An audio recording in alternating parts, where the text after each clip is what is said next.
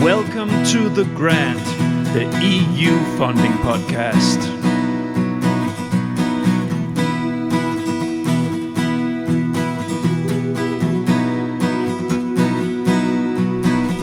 The Grant.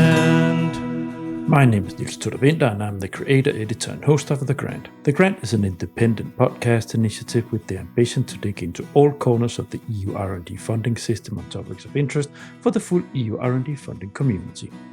The areas of culture and creativity are big receivers of EU funding to support activities across the continent. Naturally so, because it is the basis of everything that we are as Europeans. And further, it is vital for the EU Commission to support cultural cross-border activities that bind us stronger together. Seen through the history lens, this continent has been through too many armed conflicts, and binding us culturally stronger together is a soft tool to avoid ever reaching that point again. In this first episode covering this crucial area, I have allied myself with Paolo Montemurro, who is EU Project Manager in Matera Hub, which is specialized in fundraising for culture and creativity.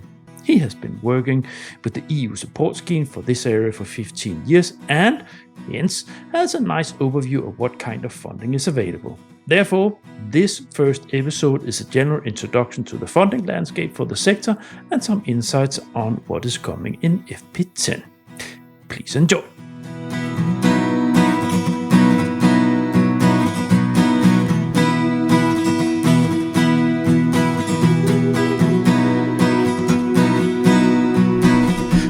Grant. Welcome to The Grant, the EU funding podcast.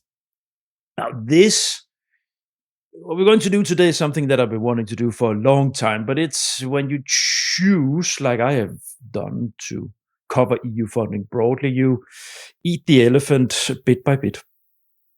So there's a lot to cover, as regulars will know. Now, today, what I've always wanted to do is to look into the creativity and culture corner. And because I'm a creative soul myself, I'm a musician, I love rock music, I love the arts, and so on and so forth. So it's also a piece of my heart here. So and today we're going to talk about this, and I'm very happy to have you in, Paolo. Welcome. Hello. Good morning. Good morning, Niels. Good morning. You will be the one to pick this up as the first one in this podcast after more than 230 episodes, and I'm happy to do so because you are a good one to start with. And can you maybe give us a short introduction to yourself? Okay. Good morning, everyone. I'm Paolo Montemurro. I am the director at Matera Hub. Matera Hub is an organization based in the city of Matera in the south of Italy, a city that, when it comes to culture, creativity, has a lot to say. Since 1993, we are UNESCO World Heritage. In 2019, the city became European Capital of Culture, and this year is the Euromed Capital for Culture and Dialogue.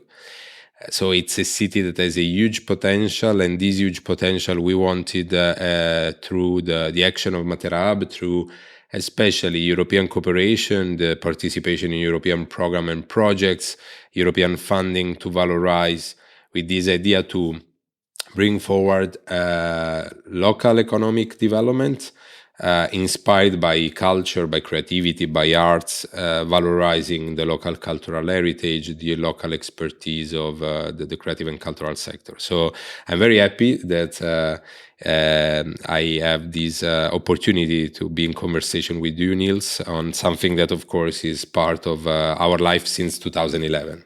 Yes, and this is exactly why I'm so happy that it's you that kicks this off, because you've been working with this for many, many years, which also means that you have a lot of experience with which funding schemes you can use in this corner, and which funding schemes are most valuable in this sense. So this is what we're going to do today. This is going to be sort of an introduction to culture and creativity in the EU funding world, and not to lay any pressure on your shoulder to be the authoritative. No, this is going to be an introduction to there, and you will share from your desk how you have worked with this, which funding schemes you are working with, and what to sort of frame this corner to give people an idea that are also working within this, where to go and how to work with these things. Now, when we cover walking through different funding schemes, it cannot be very thorough, but it's meant like Of this. course. It will be an introduction. Sure. So let's just jump into the first section here, and this is just to frame the whole area. So why is the EU putting money into the culture and creativity? It's of course a leading question, but can you take us through it? Sure, absolutely. Well, we go back to 2010 and to the publication of the first official document by European Commission, the Green Paper, that was recognizing the key role of creative and cultural sector in European economy, about GDP, about jobs, and that was a very important document for us because it also inspired the decision of the co-founders of Matera Hub, including myself, to decide to invest our energy, our expertise in the creative and cultural sector. So just to give an idea of what we are talking about from the last statistics, so the creative and cultural sectors are contributing for the 5.3% of the European GDP and something like 8.5 million jobs in Europe, all over Europe. Mm-hmm. And so you understand why this is a sector that has started to get recognition. Of course, at that time, there were countries that were already well positioned in the value given and the space given to the creative and cultural sector. We always reference to the UK. And of course, one of the most relevant impact of Brexit was, of course, taking UK out of the collaboration in most of the EU funding, especially for the creative and cultural sector. So why to invest in culture and creativity? Well, because of course culture and creativity are an economic sector, and this is today recognized by the fact that you find the creative industries in the number of economic ecosystem that are recognized by the industrial strategy of the European Commission. You have a knowledge and innovation community supported by the EIT on culture and creativity that was created some 3 years ago. You have a pact for skills for the creative and cultural sector. So all the most relevant initiative and flagship initiative of the Commission that are related to the industrial development of Europe, they have creative and cultural sector in it. Plus, you have the social impact. So culture and creativity have a huge impact on the society, fostering the principle of European citizenship, fostering the principle of European democracy as we have in the ideal image of democracy.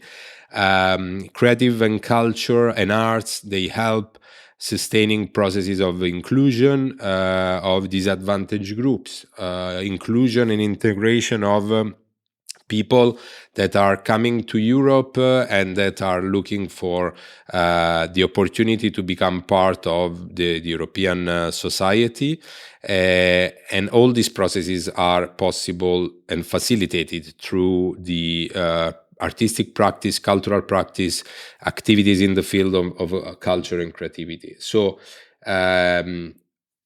after we are going to talk and see one by one the different programs where you can basically find opportunities and grants in the European scenario, you can have these opportunities everywhere. I mean, creativity is something that is a competence in itself, but it's also a methodological approach to education.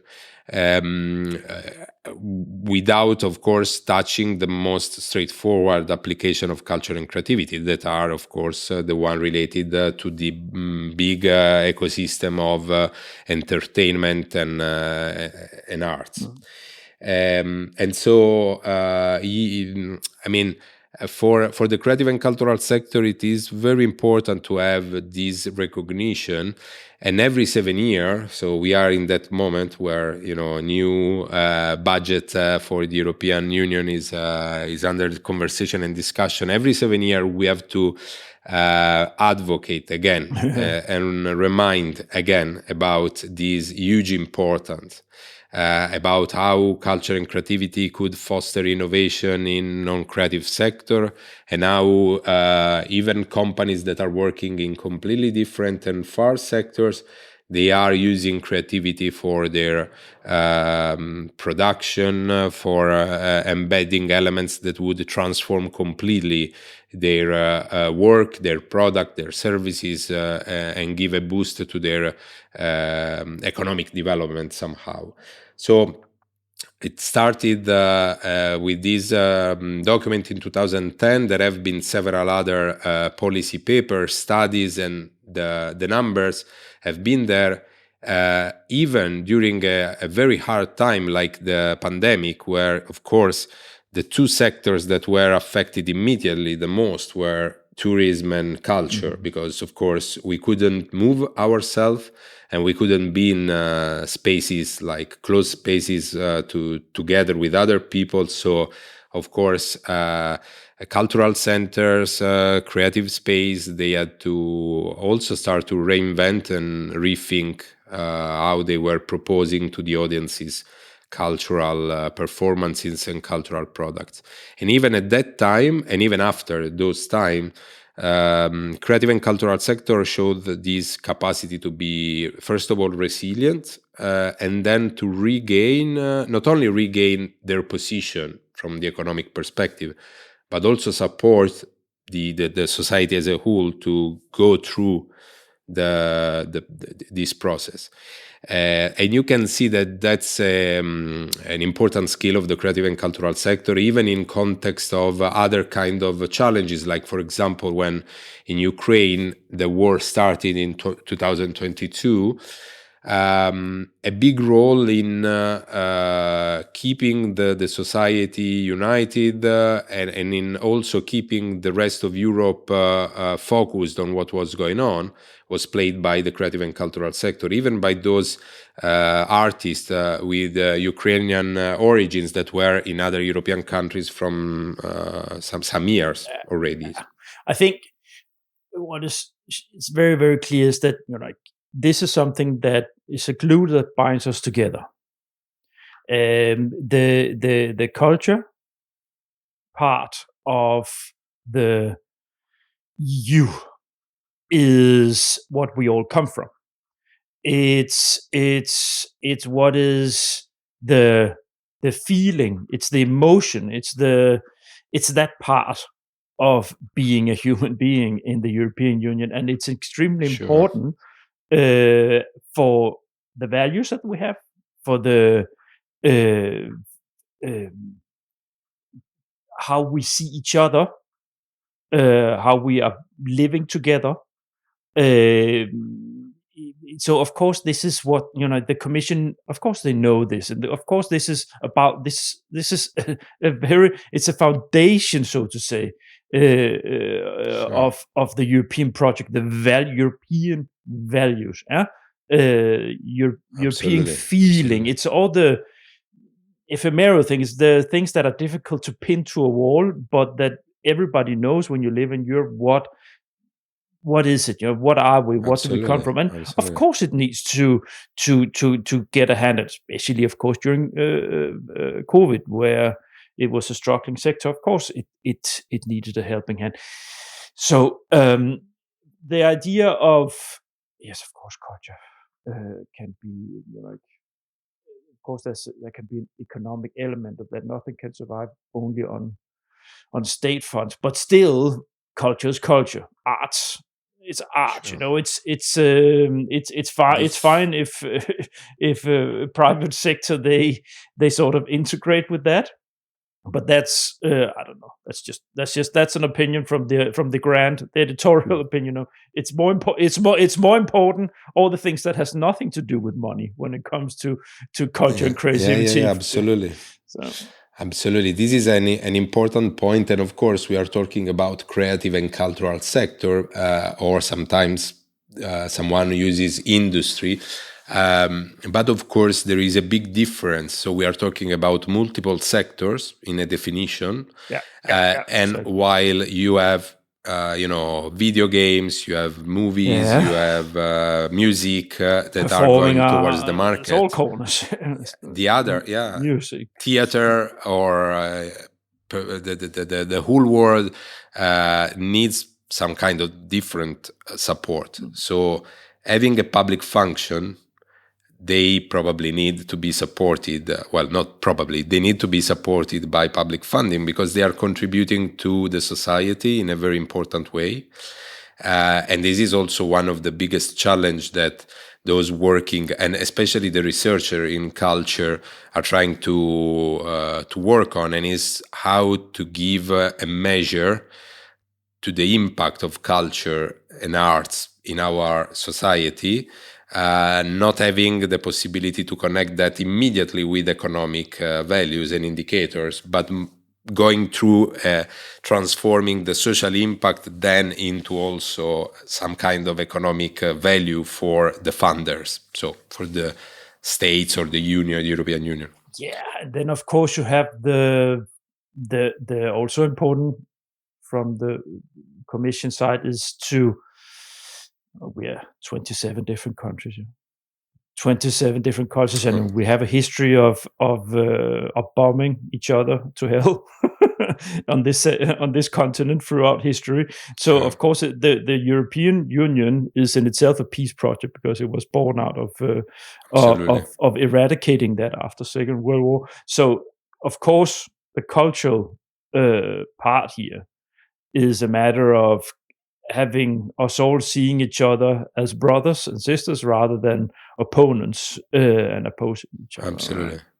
So creating a common European feeling. And I give you another example.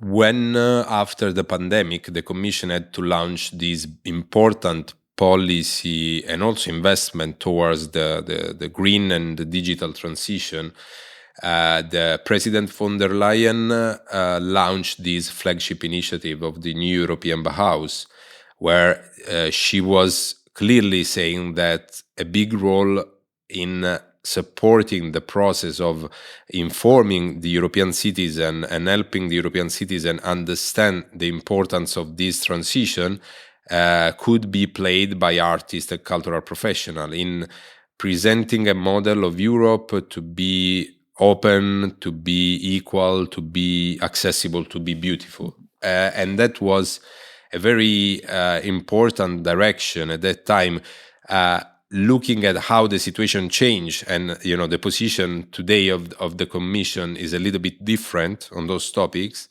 but still, a couple of weeks ago in Brussels, there was the New European Bauhaus Festival. President von der Leyen was there for the opening speech, and still she recognized this value. So even in this new context with energy crisis, international and global tension around us, severe humanitarian crisis all over the world, we believe that arts and culture can have that role. And so even more, I think that it will be important to have this set of entry points in the different European programs for culture and creativity to become fully that tool to foster the development of our union. Yeah. On that note, let's after this fly-in, let's go in and look at the funding landscape. So practically having a look at what's out there.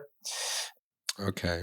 This is a longer segment than I normally have, but that's naturally because it's you need to take us through step by step what is out there. So Paolo, what do you have? Absolutely. Luckily, there is a lot to say, at least for what has been the scenario until today and next year. Then, of course, We will say something also about the new funding period. So, of course, I mean, straightforward, Creative Europe. So that's the program for meant to support the creative and cultural sector. And in Creative Europe, there are these two strands, the culture and the media strand, created in order to diversify the support going towards the more artistic and cultural oriented kind of project, and the more investment oriented into the media sector kind of project. And then a third line is about this cross innovation strand, where the media and the other cultural sectors are invited to collaborate. Staying focused on the culture strand, of course, this is the playground for most of the cultural organization in Europe. That's the go-to funding scheme, so to say. That's that's number the one. Go-to. Yeah. Number one, absolutely. Number one also because, and this will be something common in other programs as well.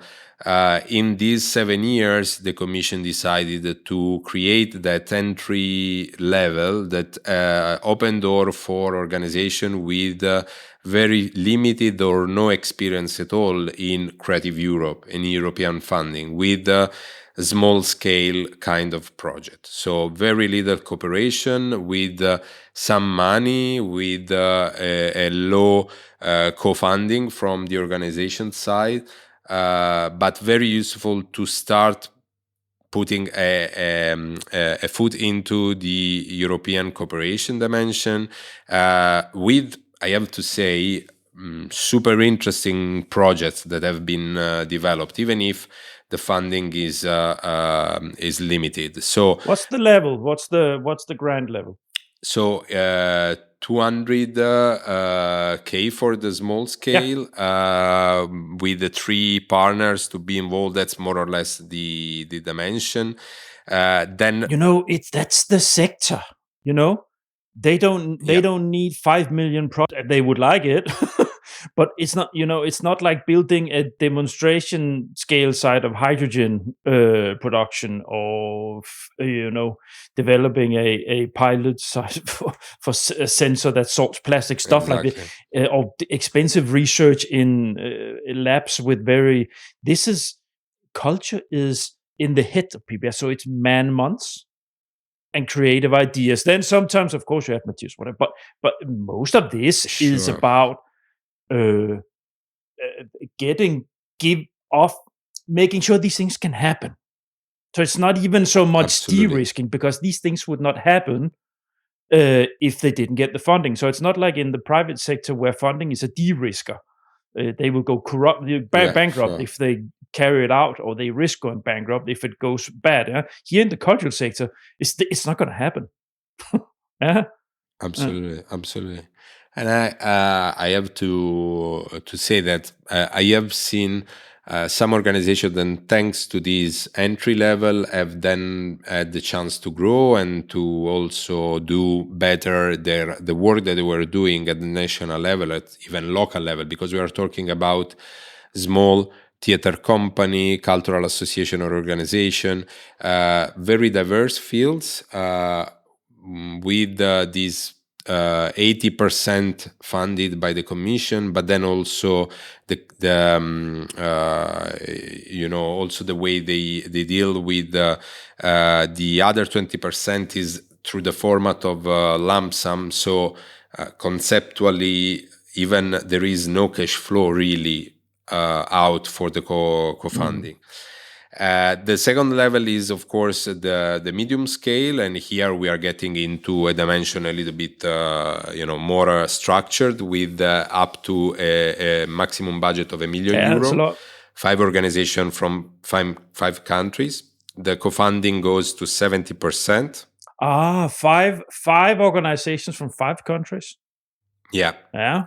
Small scale was 3 and 3, so 3 countries minimum from 3 organizations minimum from 3 countries. Medium scale 5 and 5, and then we go up to the large-scale project. Large-scale projects are can get up to 2 million euro.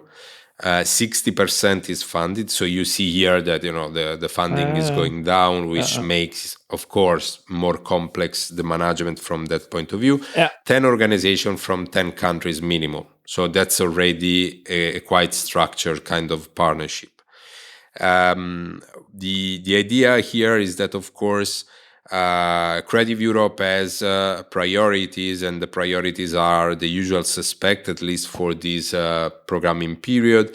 So, of course, very important for Creative Europe is the direct support to artists, especially to the mobility of artists and their work, so circulation of artists and their work. But then you have the three pillar of almost all programs, the digital transition, the green transition, and social inclusion. Okay. So altogether, these are important priorities for the culture strand. So it's just, in this sense, it's like Horizon Europe, a framework program where you have the Commission is deciding politically, so to say, what where they want things to go. Sort of. Yeah, of course, I have to say that because we have seen in the last couple of years, every time there is this new window of the new programming period, then big European cultural networks are creating this strong movement, opinion around how the new Creative Europe program, we will see that it's going to change the name, but how it should be, what should be in there. Because and I have to say, I've been in meetings in Brussels where really the Commission is listening to the first of all, of course, the European networks, because the European networks are somehow representative of the ground level, the smaller organization or the large organization. But anyway, there is a dialogue in order to make sure that the program is framed according to what will be relevant. And in the culture strand, there are, I would say, and then probably for Creative Europe, we could consider the things complete. There are other two actions that are important. One is the one that is supporting the collaboration in the framework of network and platform. So the networks is a supporting scheme for European networks that have, they are covering a sector or an angle of the debate around culture and creativity. And these are existing established network with a seat somewhere in Europe, usually in Brussels, but not necessarily always in Brussels. And they are putting forward, the main policies.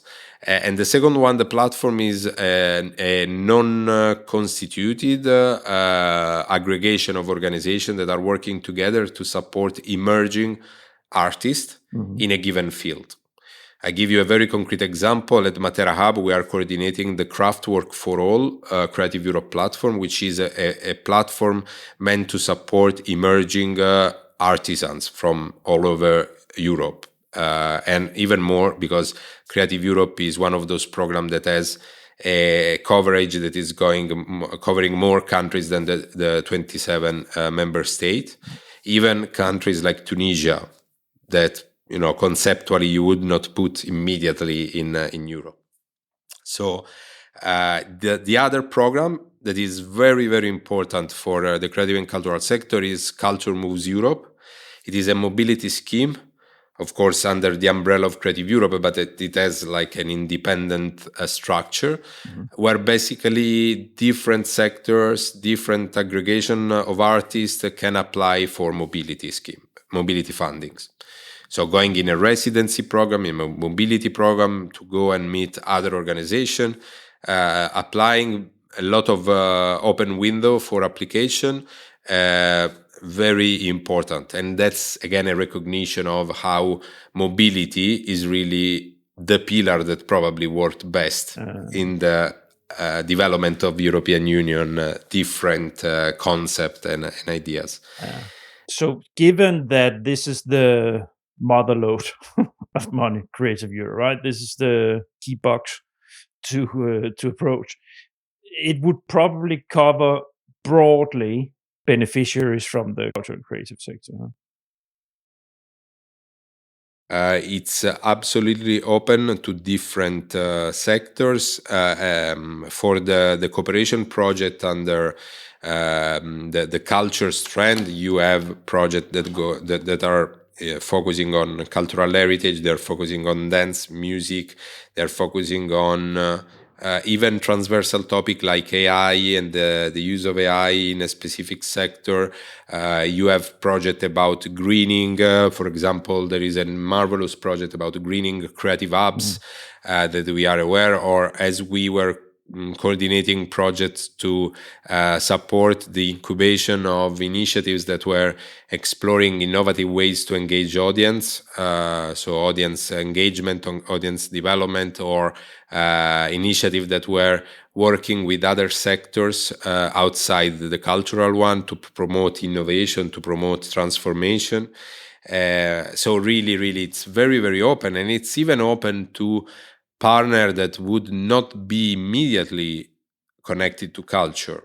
So intermediaries, I have seen into partnership, of course, university, so educational partner, but you have also the one from the business world, so Chamber of Commerce.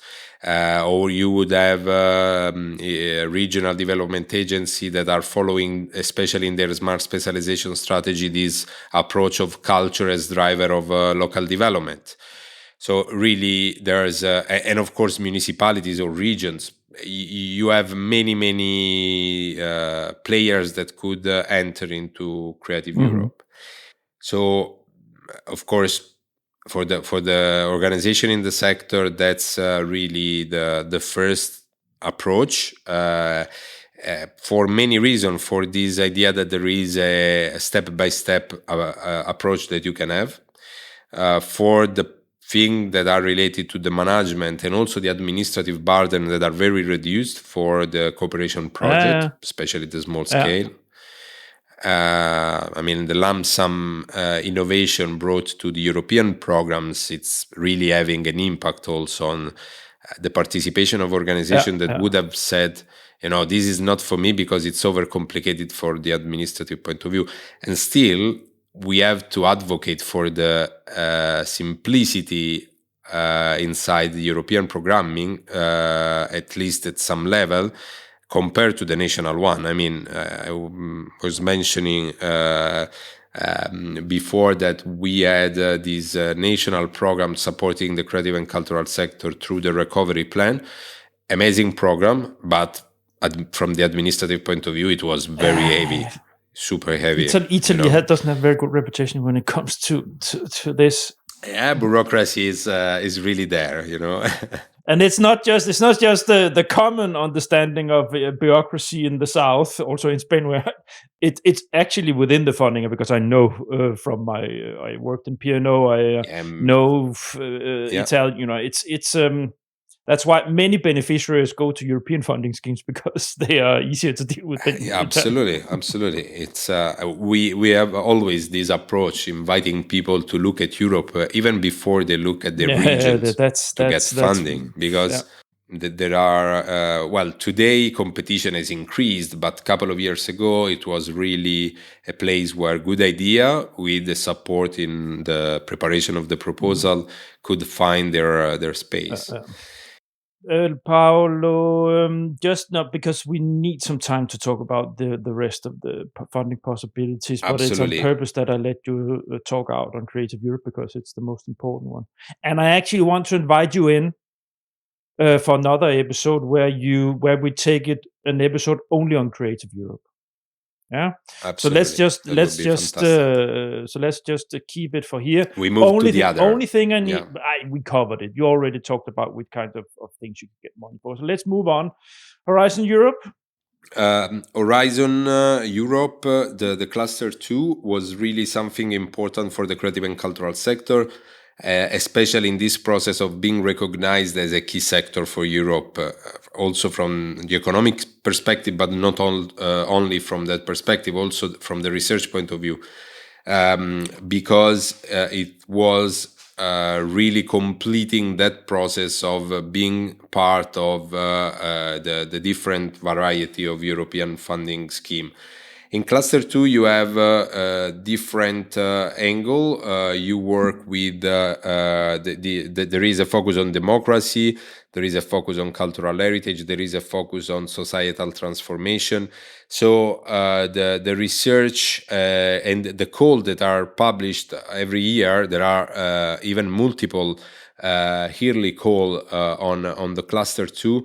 Have opened the possibility to bring forward research that is sometimes purely research, so purely research action, sometimes very much research brought to practice, brought to pilots. So a lot of the Horizon project under cluster 2 have usually cascade funding that are open for cultural organization to have access in order to pilot around the main research point that the project is bringing forward. And cascade funding is really a source of funding that is becoming more and more known, but it is another of those areas of opportunities around European funding that is sometimes hidden or unknown. Not only in the creative and cultural sector, but also in other sectors. We had some experience and really struggling to reach companies where there was opportunities for them to have access to funding.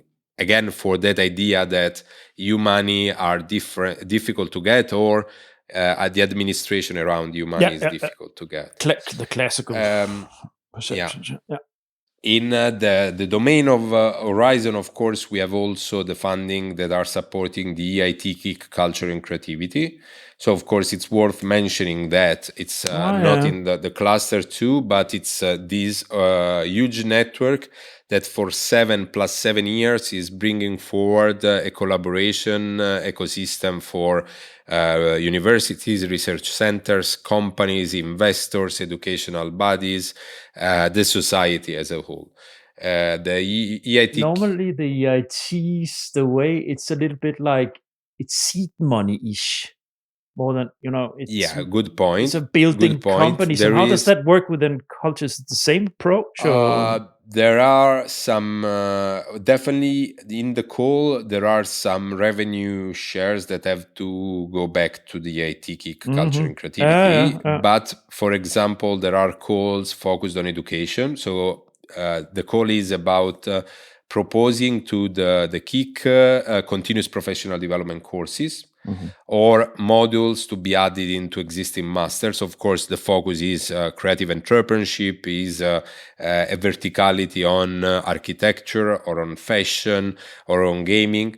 There are innovation call, and those are purely for startups. So that's the game that you were describing. And there are now 2 open calls that are connected to the new European Bauhaus. And so that's the societal transformation part of the work, where again there are some revenues that are going back to the KIC out of the investment that they are providing. So the logic is a little bit different, and it has an impact, of course, on the kind of organization that can really apply for this funding. So it's not open for all.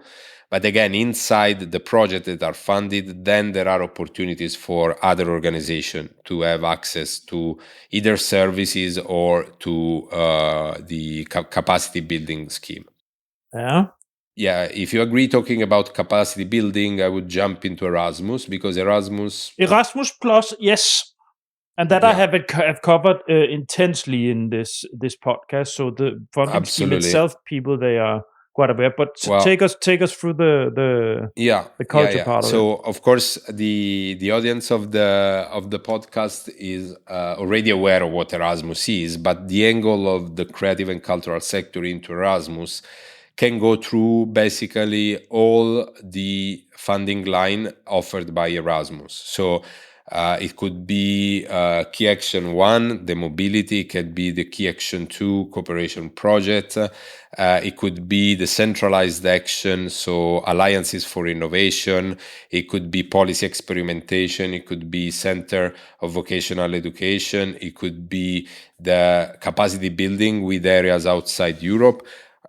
Where is the element for culture and creativity to fit in? Well, I have seen through, and we have been working through different angles, but you could have culture and arts as a tool, an instrument of education. Mm-hmm. So from the methodological point of view, you are connecting a topic and you are facilitating education around the topic through the contribution of arts, culture, and creativity. Or it could be a project that is working on the cultural and creative sector, which means on the many sectors that are in it, because skills development is a topic also for the creative and cultural sector. Yep. So I have been already Design, saying that there is these, yeah, absolutely, yeah. There is a creative pact for skills. So this large network at European level that is connecting different actors from the educational world and the cultural sector that are all trying to understand what are the skills needed by the sector in order to be resilient, in order to deal with the green just transition, the digital transition, what to do with AI, what are the competencies that are needed in AI. Mm-hmm. So you have a very different topic that you can cover through an Erasmus proposal. And you can have an approach that goes from the more typical one that is happening in the field of higher education, in the arts academy, in the faculties of humanities, where they are in need of also innovating their offer. They are in need of becoming also that third place where it's not only about education, but it's also about how you connect education with the market and how you make sure that also the needs of the companies or the entrepreneurs in the cultural sector when it comes to look for employees is embraced by the educational offer. Or it could be a much more structured conversation that we are currently having about what is the role of vocational education and training in the cultural and creative sector, because we are very much used to the higher education or to the non-formal and informal education in the cultural and creative sector. So a more structured and formal education to be open, also on a matter of social justice, because in some countries not everyone can afford the higher education cost, and so sometimes vocational education and training are a much open opportunity for them to be trained on the job, to be trained on developing the skills, the technical skills, to become part of the creative and cultural sector. So I think that under Erasmus Plus there is a huge area for culture, arts, and creativity, for cultural heritage. I mean, we have been partnered in a blueprint for the creative and cultural sector. We have been connected to a blueprint for cultural heritage. There is actually a new blueprint about the application of AI to the creative and cultural sector. We are currently experimenting on how to apply micro-credential to the creative and cultural sector. So how do we recognize the competencies and the skills of the professional working in the creative and cultural sector if they are not going through a path that is standardized in higher education? Mm-hmm. Is there another way to recognize the competencies? So, and the very last point, there is this global dimension of collaboration with all this experimentation that we have done in Europe being brought and in conversation with the areas that are covered by capacity building. So it could be the countries in Latin America, it could be the southern part of the Mediterranean, it could be Africa, it could be Asia. We are in education especially is very global on some topic. And the European approach with this structured quality assurance framework, or with this attempt to put together the 27 countries around a common framework to work a little bit as it's working in universities. No, you have your degree in Denmark and you can come and work in Italy because your degree is recognized.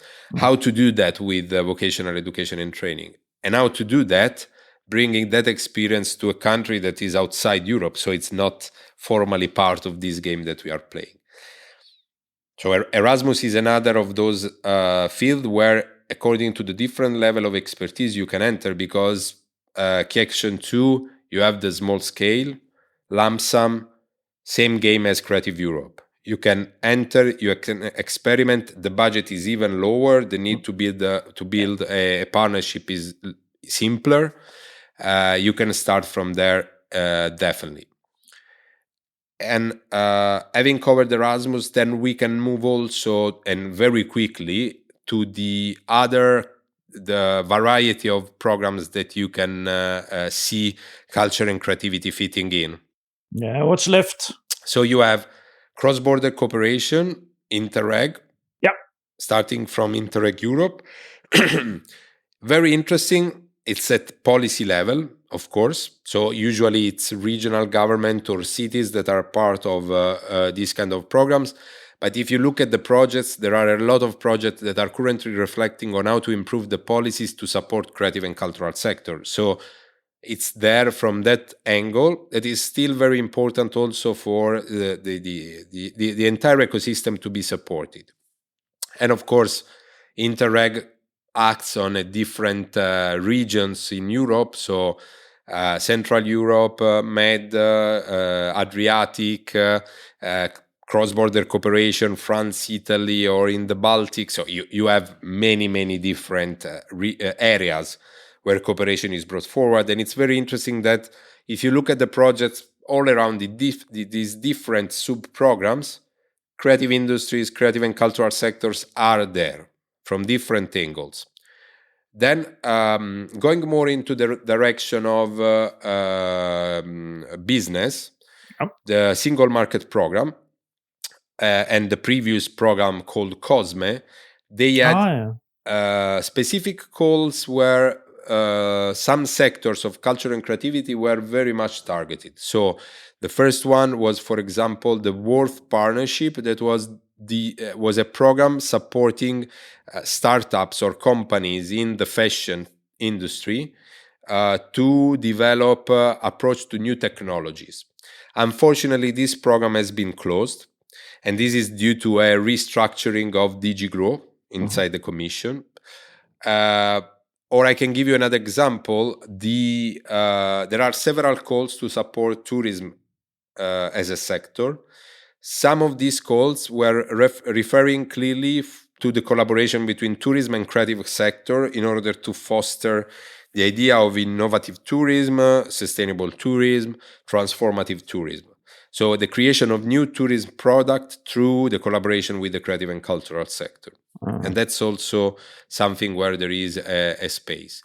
There are lines about social economy and cultural economy. They touch themselves very much. They are very close. In Italy, but I guess this is a European thing, a lot of the social cooperative are also involved in cultural activities, and a lot of cultural associations, they are also doing projects that have a huge and important social impact.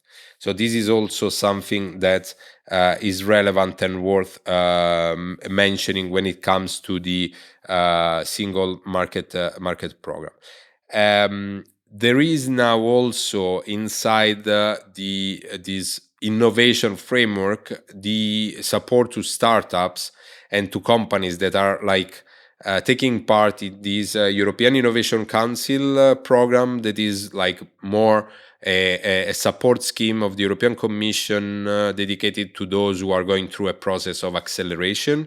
So the growth of companies, and as I was saying before, in the creative and cultural sector, creative industries are the ones that are ready for the market, for a dialogue with investors, and so also to apply for this kind of schemes where you are getting funding directly from the Commission as an investor in your venture and in your activity. It's going to be important, especially for the next programming period, also CERV.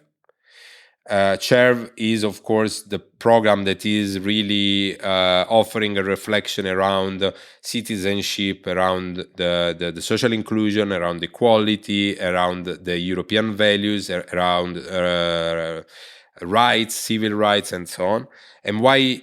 Well, today in CERV you have many projects that are run by cultural organizations, because culture, again, is a tool to promote the European values, is a tool to promote the idea of democracy that we have, is a tool to promote also through the concept of cultural diplomacy, how we would like the collaboration within Europe and outside Europe to work.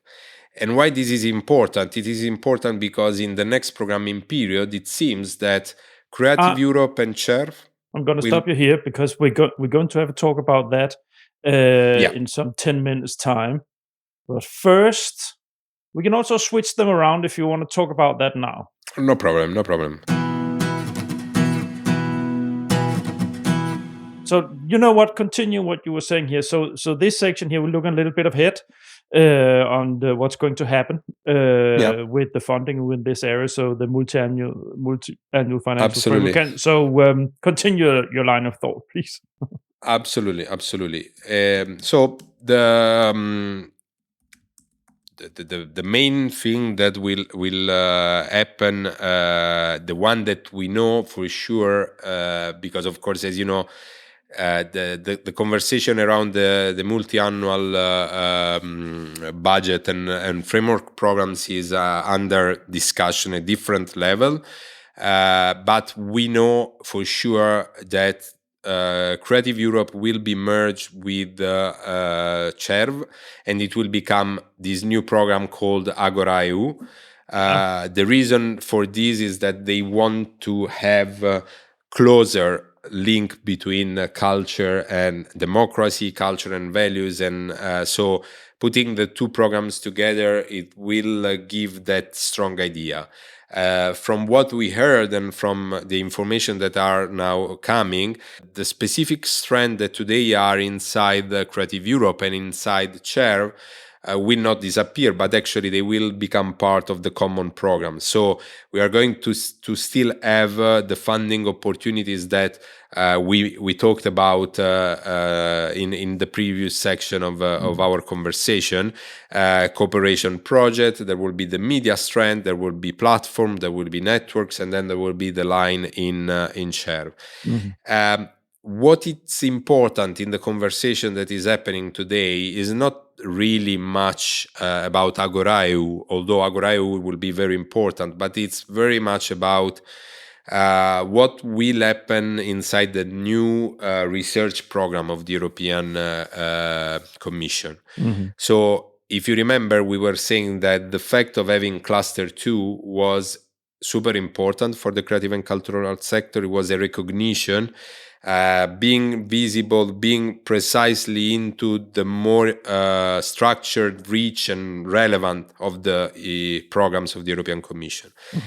It seems that culture is not there anymore. And of course, there has been a very important declaration that was signed on June 18th by the President of the European Commission, the European Parliament and the Council of the EU.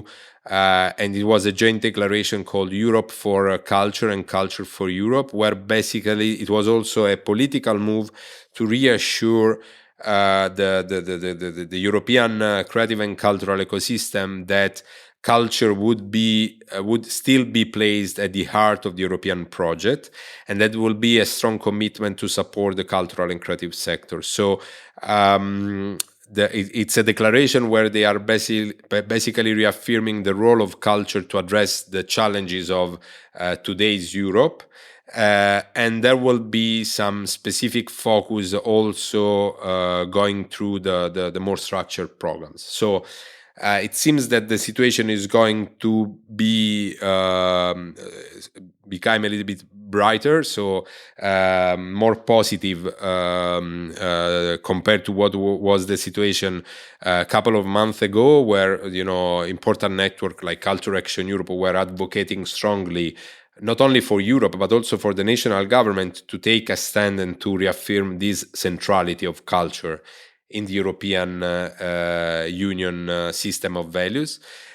So it might be that we will have a future edition of this podcast where we will be talking about a similar framework of opportunities for the creative and cultural sector. I feel that Erasmus Plus will be there, that there will be, of course, the IT kick, culture and creativity is there and is foreseen to continue. So I would see those many lines to still be there and relevant. There are some areas where we are not sure what will happen, and this goes also, it's valid also for the decentralized funding system. So we are not sure what will happen with the regional funding. So ESF, ERDF, what will happen, the management. There are talks about a more centralized country level rather than regional level. So a dialogue directly from the capital to Brussels and not from the regions to Brussels, but let's see what will be the game. So this is a little bit the scenario. The thing with this period when they are forming and massaging the new funding frame, it's there are so many unknown parts of the equation that because we what we can be sure of is that there will be lots of funding for creativity and culture.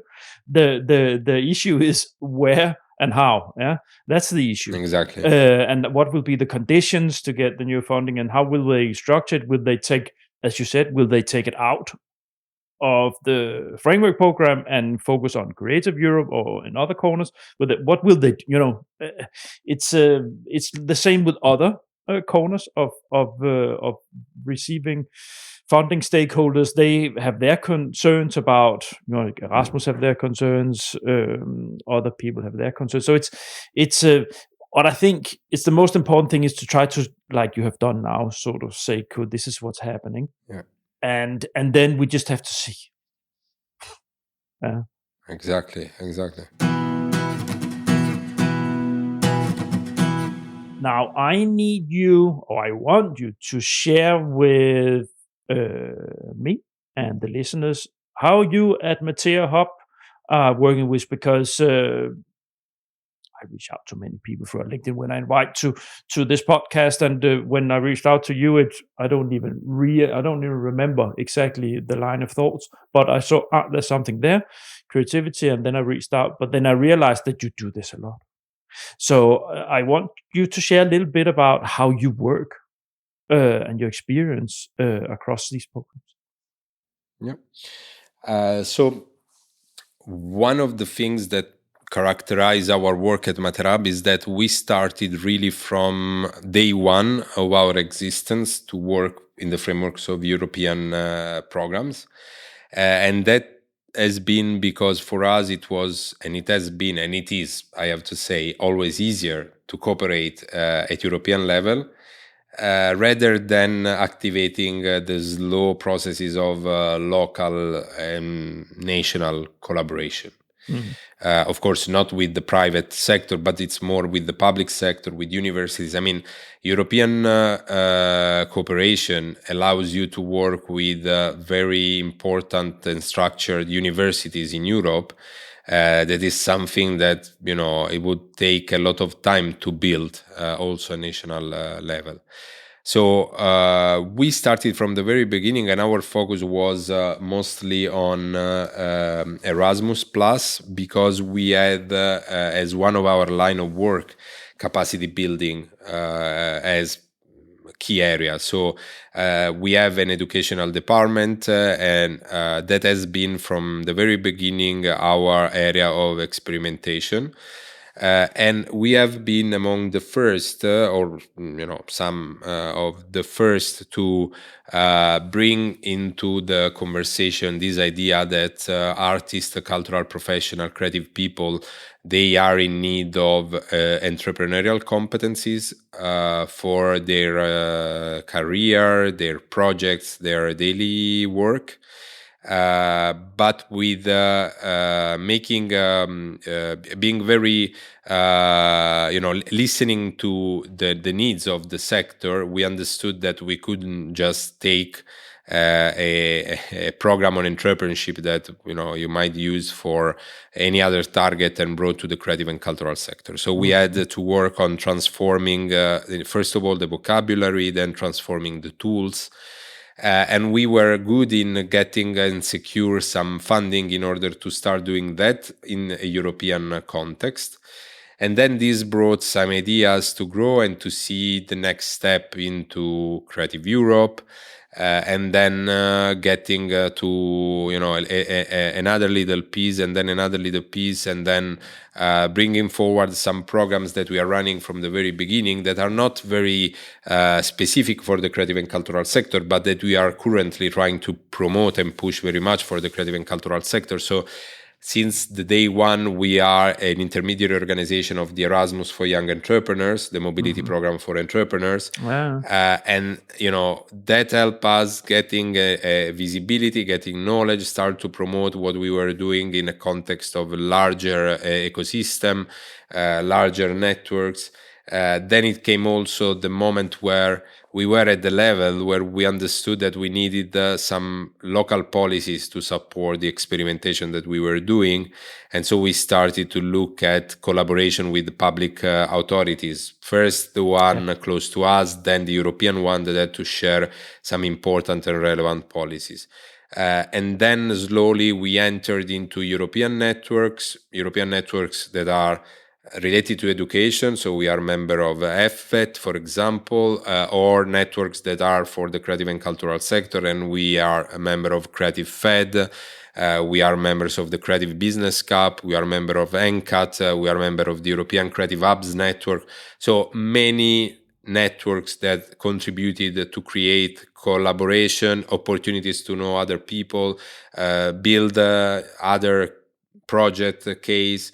And slowly, of course, we started to become a reliable coordinator for the national agencies, for the European Commission. And that brought us to a level where we wanted to experiment. So we started to think, okay, this call is not really for the creative sector, but let's try. Creative sector have that innovation angle that this call might want, and we were probably brave and lucky to get an evaluator that really liked that angle. So we started to work also with this idea that culture and creativity can be connected to other scheme well before there were these dedicated call inside the single market program or inside the Horizon. And then we were, we have we are lucky to live in a place that is a place from the cultural heritage point of view, from cultural tourism point of view, that is the perfect pilot for any kind of research program that deals with the cultural tourism, that deals with new technologies and cultural heritage, that deals with the engagement of local community in processes of culture and democracy. So we started to be invited to be partner in Horizon project, and we decided that it was the right time to build a little team of researchers in order for us to also have the internal expertise to work on. I have to say that one of the very important things for us happened during the pandemic when the Commission launched a special call under Erasmus to support the creative industries. It was a line that happened only once. And in that line, we had, our perfect playground to bring some ideas of things that we wanted to do or that we were doing, but could have the boost from the European perspective. And In the variety of programs, we have been involved in almost all of them. We have been even involved in an Interreg Europe where, theoretically the best partner would have been our municipality, but then, municipalities are not easy to engage, and so we represented our city and some of the policies that at regional level had to brought forward. Today we are coordinating CERV. We have coordinated the project under COSME and the Single Market Program. We are coordinating Alliance for Innovation under Erasmus. We are part of the board of the Creative Pact for Skills, so we are also trying to sustain this European ecosystem and European network to get access to policy experimentation projects, to COVE, Blueprint. I think that until today, and it's 15 years, we have seen that the European Commission and the evaluator, of course, that are assessing our proposal, they tend to recognize this innovation and transformation power to culture and creativity. So our proposal had this capacity to bring a different view on a challenge that is a European challenge. So it's nothing new, but this was very important. At the same time, we were acting on a sector that slowly, from 2011 till today, has been more and more recognized by the Commission. So today, if you look at the map of the industrial ecosystem of Europe, as I was saying at the beginning, creative and cultural industries are there. So that means that, of course, those impact on GDP, on jobs creation is recognized. And so you have many different angles where you can bring a proposal. You can tackle from the youth perspective, you can take from the democracy perspective, you can take from the inclusion of migrants, you can take it from the support to reduce the gender gaps in the sector or in the European society, the many different angles of research, the many different angles of support to creative companies. I think we had an important role here, and at a certain point we started to think about how to connect culture and creativity with other things, with other sectors. So we started to work with arts and business, so how business can get innovation from arts and creativity. We started to work on arts and science, how scientists and researchers can disseminate their research through arts and culture. We started to work with arts and technology very much. And so these are... this is, of course, as a creative organization where you probably many of your colleagues are powerhouses of creativity themselves in thinking new ways and so on. So it falls naturally, is my best guess, for an organization like yours to see, look, wait a minute, you established yourself as a intersection organization that is doing a lot in this corner, and then you think next steps. How can you use this in areas that where it actually makes sense also in these corners, Sure. not just like a forced add-on. Now we have to push for arts inside. But how can we do it properly where it actually makes sense? We understood that there is a need of intermediation in this process. So we need people that are able to talk the two languages, the language of arts and the language of business, the language of arts and the language of science. So facilitation process is, of course, very, very relevant and very important. Yeah, translation between the between the two. Exactly. And of course, at certain point, we understood that we could support the local creative and cultural sector to grow. So we started to engage with those cultural organizations from our city and our region that had potential to start a process of, let's say, internationalization, but basically being brought for their individual profile or organizational profile or projects in the dimension of European project. So we did a little step where they were working with us as partner, then a little step where they were the coordinator of the proposal and we were there to secure the project management. And then now we are super happy to see that they are independent and they have their own project and their own European partnership. They are in European networks. And so, our, let's say, little incubation process achieved the result to capacitate one organization to work more in the European dimension. And that's what we are trying to do more and more with very different format, of course, but really trying to bring more organization to the European cooperation.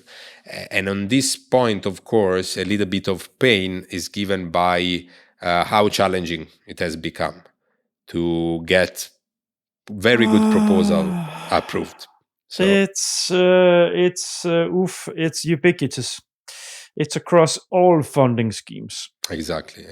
And we all know why. The key factor is the AI proposal writing. So yeah, it's painful.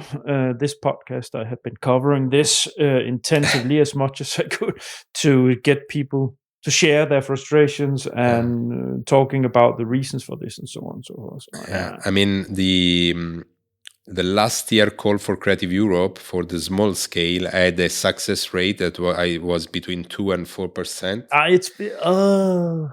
So you imagine, from one side, you are doing these great things of simplifying things in order for more organization to participate, and then these organizations are maybe even writing good proposal, but they see that with 92 your project is not granted, so you get a backfire, no? Backfire on because it's the idea. In the old days, when I was a program committee member myself, some 15, 16 years ago, in the program committee, it was this discussion: how should we have a more loose call setting to make it more accessible, and what does that do for the capacity to evaluate, and so on. So it was a clear distinction in these, what you could turn up and down for, and then would also come, you would put in the equation if you would have first call and second call, or just one call, if you would have one where you make the first sorting and then a small section that would then apply for the second. These things, but here it doesn't matter what you can do all these things because AI has disrupted all this, because it doesn't matter what you do, they will always receive a lot of proposals now. Yeah, the problem is really there. Doesn't matter if the call is difficult or not difficult to apply. They will receive many more proposals like this. Yeah. And I mean, we had a conversation a couple of weeks ago in Brussels, of course. That's a topic also. The Commission is aware of the topic. And there are different formats. Well, I always like to say that we had this experience. It was in the framework of COSME, where for the Erasmus for Young Entrepreneur, we applied for a framework grant agreement. So we were not applying directly for the funding. We were applying to enter into this 5-year agreement with the Commission that was structured in order to, of course, give the grant and the support to experienced organization. And it was a mix of experienced organization and newcomer, but that was putting the partnership in a secure framework for 5 years. And then there was another call that was not accessible to those in the framework agreement, that was for all the other organization. So from one side, you secure the work of those who, you have now the data of those who are doing the things in a certain way, the impact of the work. But from the other side, you also create a space for the newcomer, and you need to secure that, the newcomer are really newcomer, or they are not just sister companies or something like that. Because of course, there has been some situation where it was a little bit of AI, a little bit of trying to overcome the caps to Erasmus or to Creative Europe, but that was not really supporting the process of making the program more accessible for everyone. I have also listened to some programs that are thinking about a face-to-face interview with the coordinator of the proposal. I mean, up to this second level of evaluation, where you have to basically pitch your idea in front of the commission or whoever will be in that committee and do and they will do the assessment. I don't have many information on that, but I saw a news a couple of days ago that one of the 3 Italian national agency, Erasmus national agency, has been working with Microsoft to create an AI tool to facilitate the very first level of evaluation. So they are going to have a tool themselves in order to, provide some basic info. It's not solving the problem of success rates. It solves a problem for the commission.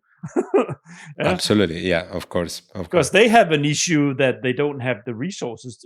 Because the evaluators, it's always been an issue with they having too little evaluators. Yeah, and now it's just exploded in their faces. Yeah, no. This is a long conversation, so let's park it there. To make sure it's not going to get too long, but it's also I know it's I've given you an impossible task to go through funding schemes within an hour, and not less 25-30 minutes, and then also some other things we need to cover. So I know, Paolo, but we will make an episode on Creative Europe specifically that will take that. So, absolutely. But for now, we're moving towards the end. So here, first reflections and advice. Is there anything you want to share with the listeners vis-a-vis, like how to work with this area? Well, I think that it's don't be scared by this idea. It's more an idea of the complexity of European cooperation, of the complexity of the language. Try to go there, because even if the proposal will not be funded, it is an opportunity, well, first of all, to reflect on something that you want to an idea that you want to bring to a next level. It is an opportunity for getting connected with other European organizations. So the process of internationalization, of creating networks, of creating collaboration, it doesn't stop if the funding is not there.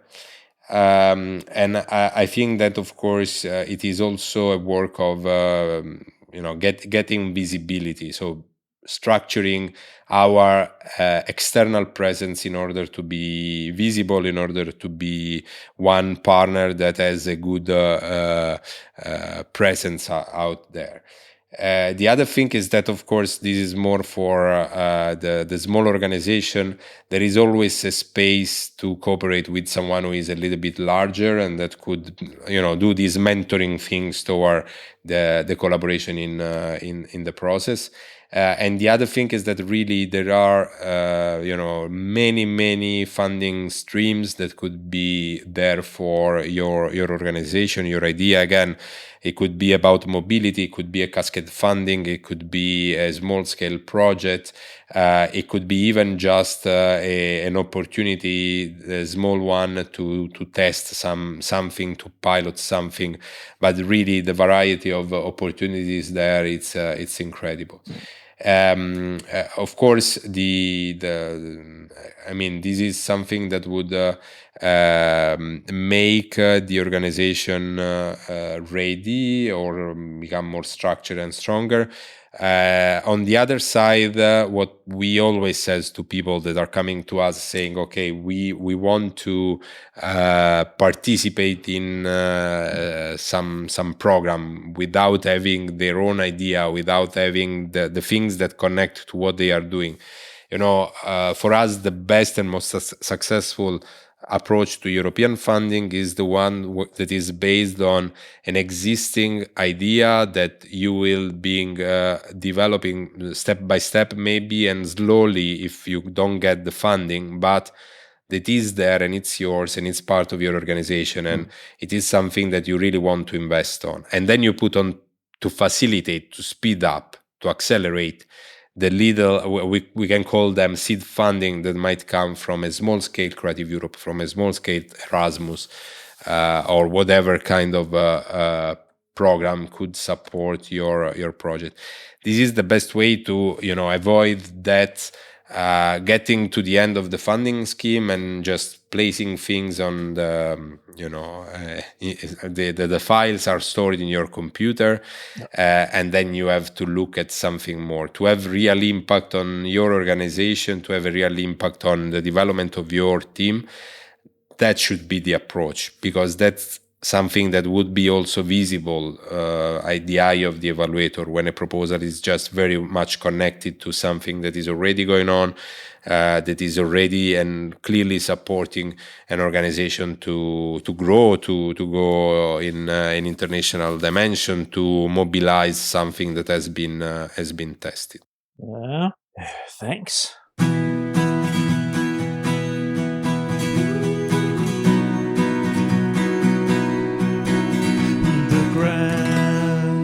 The last segment, toughest challenge.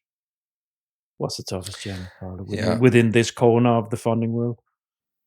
Yeah, well, I mean, I think that having been in the game for now 15 years, actually a little bit more, because I started before Matera Hub, I have seen this topic of the number of proposals to grow and the score to getting higher and higher. So of course there is a certain fatigue in seeing a very good proposal not to become reality because of this. So this is really a thing. The other thing to me is completely on the other side of the time life of a project. So for us, what I would not say is the hardest challenge, but it is the challenge where we are trying to put all our energy, is to generate a long-term impact out of the project where we are working on. Yep. So more and more we like to work with, even if it's a hell of a nightmare for the preparation of the project, the running of the project, but we want to work with public institution. We want to work with policymaker. We want them to take that part of the project development where the experimentation is becoming a policy, is transforming into something that will survive the project and will potentially inspire their work as a policymaker, will design new programs at local level, at regional level, and national level, because we understood that you can experiment a lot. Basically, you can do years and years of experimentation, but at a certain point, the impact should be there. So we have started to work in the last 5-6 years more and more in projects that could secure a smaller or larger part of this impact to be at local level. In our project, we always try to imagine immediately not only the follow-up of the work of the partnership, but what's our follow-up at local level, how we can sustain. We trained someone, we capacitated someone in doing something, how we can ensure that this person or this organization really have the possibility to continue the work after the end of the project, after the end of the cascade funding of incubation that they received from the European project, and make sure that they have the possibility to apply what they learned, apply what they tested in at least 3-5 years perspective. And that's really something that for me is it's definitely the biggest challenge. And I think it's important because the more you generate impact, the more at the commission level, they are in the position to secure the funding, the same funding or more funding for the program in which you generated that impact. That's one of the main topic. You need to have a very concrete case to bring back every 7 years in the conversation. And this can only be done by showing really the result on, it's not only about numbers, it's also about life of the people that we are able to change through European projects and European cooperation. So those kind of stories are the most important, and that's part of the job that has to be developed. So at the beginning, big challenge, get the funding. At the end, make sure that this funding are not just a nice experience of 2-3 years, where of course you have the growth of many players. You grow as a professional, as a person, as an organization, but then if you are in a position where you need the next round of funding to continue doing something, there might be an issue that we have to try and solve somehow. It's the nature of the culture and creativity sector, right? They're used to if they don't get funding, nothing happens, and if they get the funding, it ends when it ends. But it's not just within the culture and creativity sector. This is an issue, and this is what I was just reflecting when you were talking about these things. It's exactly the same issues that are toughest challenge when I have guests in other corners. It's a amount of proposals, and securing impact with the things. But of course, within the culture and creativity sector, the impact part is, of course, it's not a technology, right? It's not. It's so making something sustainable after funding is drying out is, of course, a different story within this corner. So Paolo, thanks for joining me. I'm just going to land the plane before we say goodbye to the listeners. So, dear listeners, thank you so much for listening to the end. I really hope you enjoyed this. And I hope and look much forward to have attracting listeners that also have an interest within the creative and culture corner. I promise you there will be more content on this. I am connected to an Italian initiative where there will also be something. So I will have more. There's also another one on symphonical orchestras and so on. So there will come more on culture and creativity. Looking much forward to that. Now, if this is the first time you listen to The Grant, which is much likely, then I would encourage you to go to my platform, thegrant.eu, and there you find everything I've been doing until now. I have more than 230 podcast episodes out there. As mentioned, there's nothing on culture there, but there's lots on how to prepare proposals, how to implement projects, and so on. So there's lots of generic information. There's Erasmus, lots of Erasmus. So go check it out. And when you go and think, wow, this is fantastic, how can I support this guy? Very simple. There's an online form there to subscribe to my email list. So thanks in advance for that. That's the best way you can support an independent podcaster like myself. And finally, go to LinkedIn. That's where the fun happens. That's where the flow is. Connect with me, Niels Tudor-Winter. I'm the only person in the world with that name, so you should be able to find me. And also go and follow my The Grant page. So this is where the community is building up. I have more than 500 followers in there now. So we keep building. That's that. Thanks, Paolo. It's been great, and I'm looking much forward to more recordings with you, because this is you're a big source of nice information within this corner. It was great and super fun, and happy to be back and talk more about where we can have opportunities for the creative and cultural sector in the amazing world of European cooperation. Great. Now, thanks. Let's say goodbye to the listeners. Bye. Bye-bye. Thanks for listening to this episode of The Grant. All the Grant episodes have their own site on the Grant website. You'll find the link to the episode site where you listen to your podcast. On the site for this episode, you'll find a link to Paolo's LinkedIn site and a link to the Matera Hub website. You'll also find a link to Creative Europe, where you'll find all information about the funding scheme. Next week, I will release the interviews with the COVID pilot cases from the Win for SMEs project. They were included in the documentary episode from Hamburg, but I thought they deserved their own episode. You can indeed look forward to that.